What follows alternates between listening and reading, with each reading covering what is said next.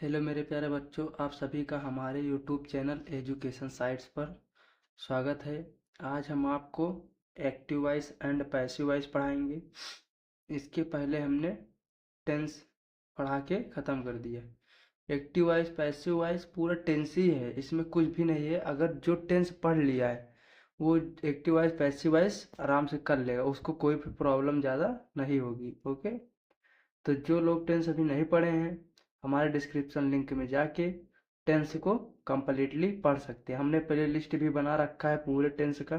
12 tense है, 12 tense का हमने प्ले लिस्ट बना रखा है। तो आप लोग जाके टेंस अच्छे से पढ़ लीजिए। ओके, ताकि आप लोग एक्टिव वॉइस पैसिव वॉइस अच्छे से पढ़ सकें। आज हम आपको पढ़ाएंगे interchange of active voice and passive voice, अर्थात एक्टिव वॉइस से पैसिव वॉइस में बदलना। ओके,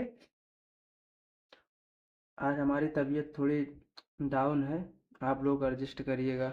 ओके, देखिए, अंग्रेजी भाषा में वॉइस दो प्रकार की होती है। कितने प्रकार की होती है? दो प्रकार की, active voice and passive voice. पहला एक्टिव वॉइस, दूसरा पैसिव वॉइस। एक्टिव वॉइस की हिंदी होती है कर्तवाच्य। ओके, और पैसिव वॉइस की हिंदी होती है कर्मवाच्य। अब हम इन दोनों की देख लेते हैं कि कर्तवाच्य क्या होता है और कर्मवाच्य क्या होता है। तो एक्टिव वॉइस देख लेते हैं पहले। ऐसे वॉइस जिसमें कर्ता प्रधान होता है, ऐसे वॉइस जिसमें कर्ता प्रधान होता है वह एक्टिव वॉइस होती है। कौन सी वॉइस होती है जिसमें कर्ता प्रधान होता है? एक्टिव वॉइस होती है। और जिसमें पैसिव वॉइस देख लेते हैं। ऐसे वॉइस जिसमें कर्म प्रधान होता है। क्या प्रधान होता है? कर्म। इसमें क्या प्रधान था? कर्ता प्रधान था। और इसमें कर्म प्रधान होता है, वह पैसिव वॉइस होती है। तो इसमें कौन सा प्रधान था? कर्ता प्रधान था, और इसमें पैसिव वॉइस में कर्म प्रधान रहेगा। ओके, जैसे इसमें वह पत्र लिखता है। अगर एक्टिव वॉइस में अगर हम जैसे देखें तो वह पत्र लिखता है, तो वह क्या हो गया? कर्ता। कर्ता कौन सा हो गया? प्रधान। कौन लिख रहा है? कर्ता लिख रहा है, तो कर्ता प्रधान उसमें हो रहा है। और इसमें बोल रहा है मेरे द्वारा आपको पढ़ाया जा रहा है। तो मेरे द्वारा, या तो ऐसे मान लो दूसरा एग्जांपल ले लो, मेरे द्वारा पत्र को लिखा जा रहा है। अब बताओ, मेरे द्वारा लिखा जा रहा है ना, अर्थात मेरे द्वारा अर्थात कर्म। कर्ता तो है नहीं, कर्म है, अर्थात मेरे द्वारा लिखा जा रहा है, तो वो क्या हो गया? कर्म। तो कर्म जिसमें प्रधान रहेगा वो कौन सी वॉइस होगी? पैसिव वॉइस होगी। ओके, अब हम देख लेते हैं इसका एग्जाम्पल। क्या देख लेते हैं? एग्जाम्पल देख लेते हैं। देखो, Mohan writes a letter. Mohan एक पत्र लिखता है। मोहन एक पत्र लिखता है, पैसिव वॉइस। वह मतलब a letter is written by Mohan, ये हम क्या बना रहे हैं? इसका पैसिव बना रहे हैं। ए लेटर, देखो डिटरमिनर, डिटरमिनर उसको बोलते हैं, जैसे ए एंड द, ये सब जहाँ रहेंगे उसको डिटरमिनर कहते हैं। अगर हम पैसिव वॉइस बना रहे हैं तो जहाँ ए एंड द हमको दिखेगा वहीं से हमको उठा के लाना है आगे। ओके, जैसे यहाँ ए दिख गया, ए क्या है? डिटरमिनर। तो डिटरमिनर क्या हो जाएगा?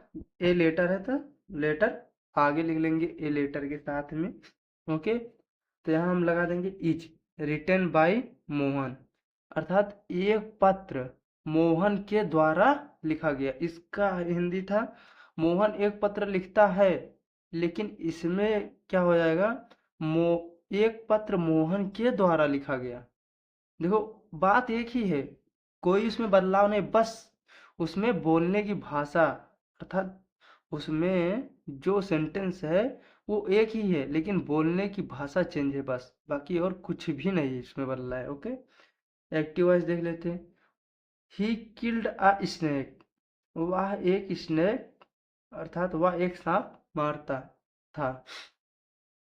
तो इसका हो जाएगा अ snake was killed by him, एक सांप उसके द्वारा मारा जा रहा था। एक सांप उसके द्वारा मारा जा रहा था। Okay, I am eating fruits, मैं फल खा रहा था। मैं फल खा रहा हूँ। ओके, तो इसका हो जाएगा fruits are being eaten by me. फल मेरे द्वारा खाया जा रहा था। यहाँ जो है, यहाँ वाज होगा, ये गलती से लिख उठा है। ओके, यहाँ क्या होगा, यहाँ वाज होगा, सॉरी वेयर होगा, यहाँ होगा वेयर। चलो हम इसको मिटा देते हैं, इसको मिटा के क्या लिख देते हैं, वेयर। ओके,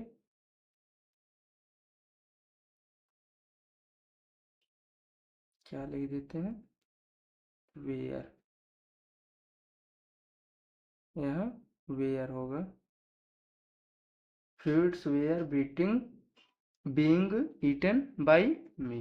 ओके, अब हम रूल देखते हैं, क्या देखते हैं, रूल इसका अर्थात नियम। नियम पहला देख लेते हैं।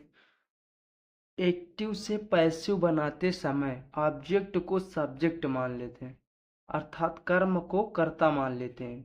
एक्टिव से पैसिव बनाते समय कर्म को कर्ता मान लेते हैं और सब्जेक्ट को ऑब्जेक्ट के स्थान पर ले आते हैं, अर्थात कर्ता को कर्म के स्थान पर ले आते हैं। जैसे जो कर्ता रहेगा उसको कर्म के स्थान पर ले आते हैं और हम कर्म को क्या मान लेते हैं, कर्ता मान लेते हैं।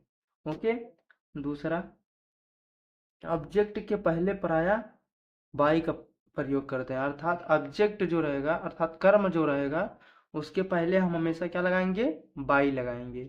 ओके, जैसे एग्जांपल देख लेते हैं। The policeman has catch the thief. The policeman has catch the thief. तो द थीप, देखो ये डिटर्मिनर है, द क्या है, डिटर्मिनर है, यहीं से उठा लेंगे इसको। द थीप हैज बीन, देखो ये हैज है तो यहाँ हैज बीन, एक टेंस ज्यादा, एक टेंस ज्यादा हमेशा हमको लिखना है। तो हैज बीन कैच, कैच ये देखो कैच है ना, इसका थर्ड फॉर्म, ये तो परफेक्ट है, परफेक्ट में थर्ड फॉर्म पहले से ही लग रहा है। अगर परफेक्ट नहीं रहेगा तो पैसिव बनाते समय हमेशा वर्ब की कौन सी फॉर्म लगेगी, थर्ड फॉर्म। पैसिव बनाते समय हमेशा वर्ब की थर्ड फॉर्म लगेगी, ये याद कर लो। ठीक, बाई द पुलिसमैन, देखो ये कर्म है तो उसके पहले हमने कहा ये इधर करता था, इधर आएगा क्या हो जाएगा, कर्म हो जाएगा, उसके पहले हम क्या लगाएंगे, बाई। ओके, अब हम नियम देख लेते हैं।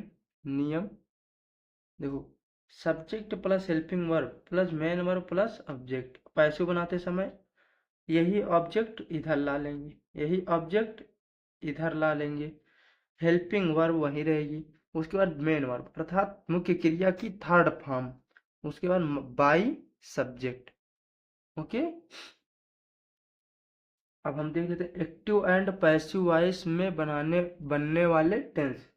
देखो एक्टिव और पैसिव वॉइस अर्थात कौन कौन से टेंस पैसिव वॉइस बनते हैं।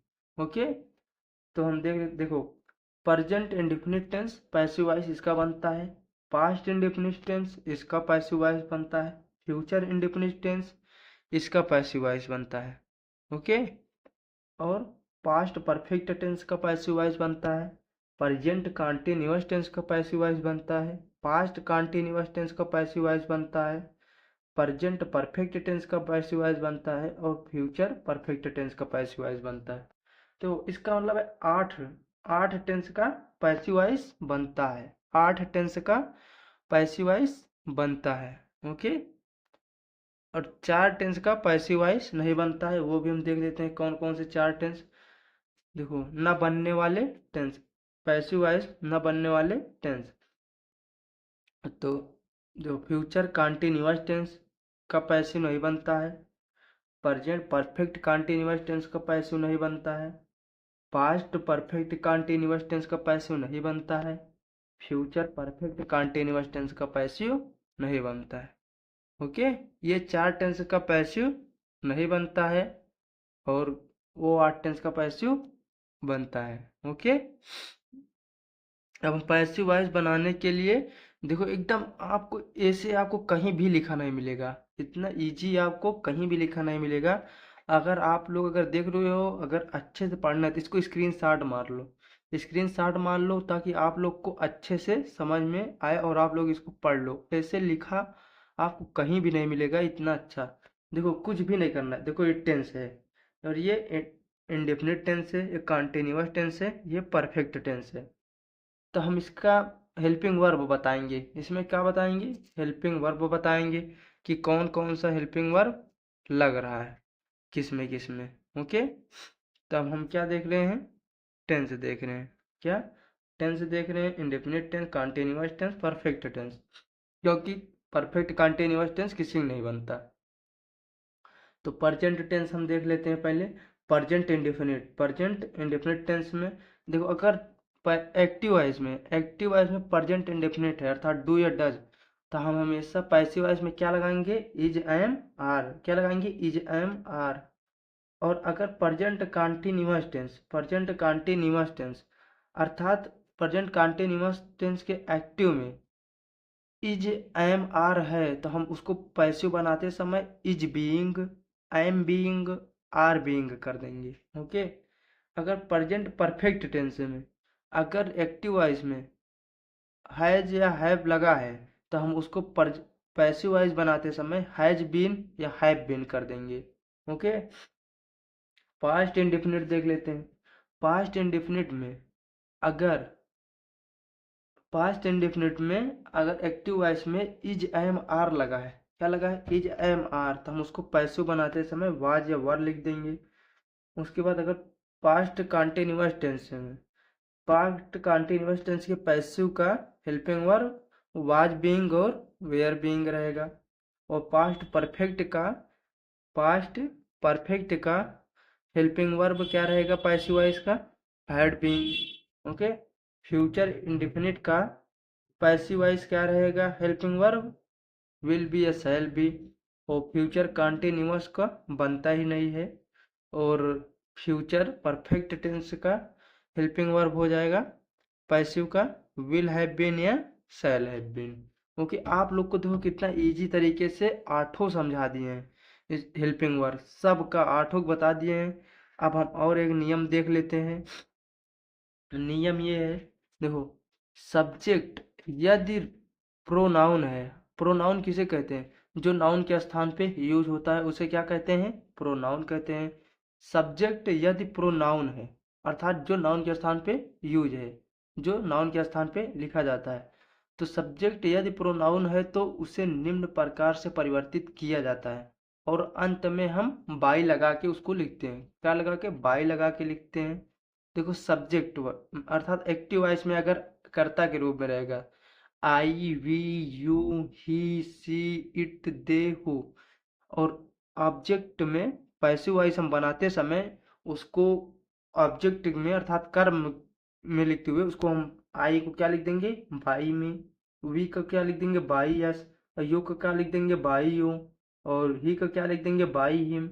और सी का क्या लिख देंगे? By her. इट को क्या लिख देंगे? By it. दे को क्या लिख देंगे? By them. और हु को क्या लिख देंगे? By home. ओके, चलिए आप लोग को समझ में आ गया है। ये अभी सिर्फ हम इतना आपको लोग को समझाने के लिए सिर्फ बताए हैं हम कि ताकि आप लोग पर ज़्यादा बोझ ना बने, इसीलिए हमने इतना छोटा वीडियो बनाया है ताकि आप लोग अच्छे से उसका रूल वूल सब याद कर लें।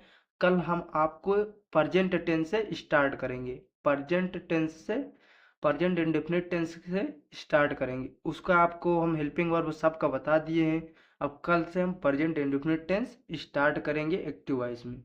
ओके, चलिए आप लोग का बहुत बहुत धन्यवाद।